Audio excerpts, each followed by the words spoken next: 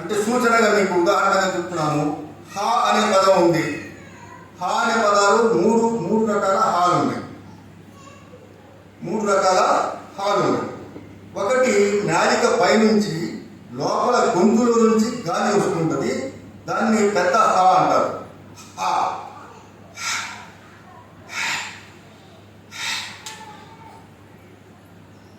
అది నేర్చుకోవడం మీకు చాలా అవసరం.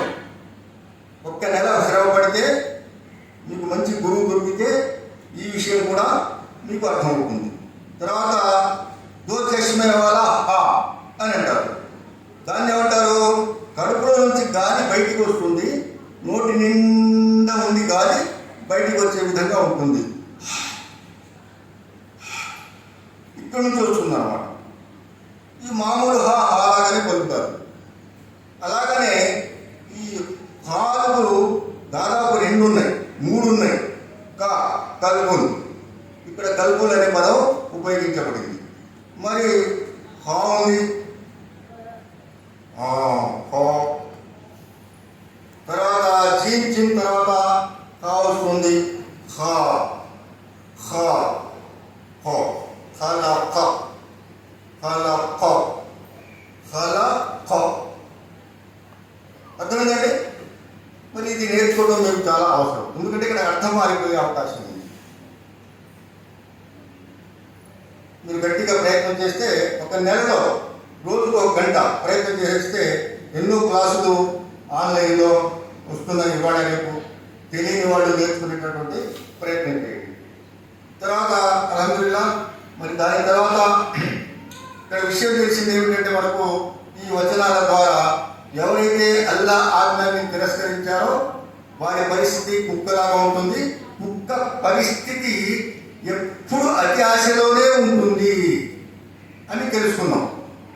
ఎవరైతే అనుసరిస్తారో అల్లా యొక్క కరుణా కటాక్షాలు విడిపోతారు అల్లా యొక్క ఆజ్ఞని. అల్హమ్దులిల్లాహ్. ఎప్పుడు మనం శుక్రవారం నాడు చదివితే మళ్ళీ శుక్రవారం నాడు మనం క్షేమంగా ఉంటాం, ఏ బాధలు లేకుండా.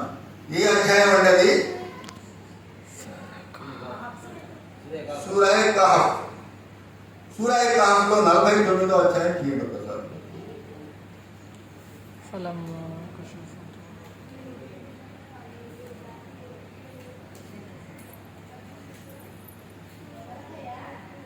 49.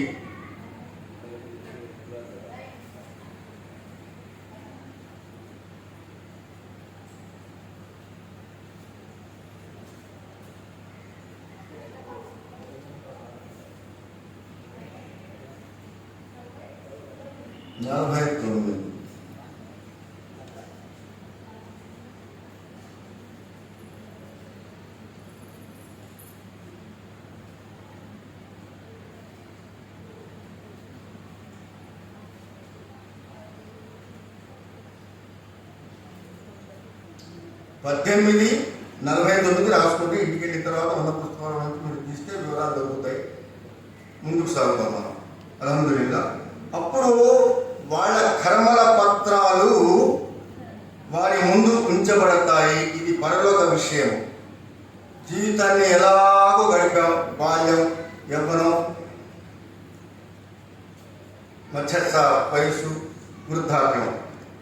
ఈ మనకు అవకాశం ఉన్నటువంటి మధ్యస్థ వయసు దాదాపు 20 సంవత్సరాలే.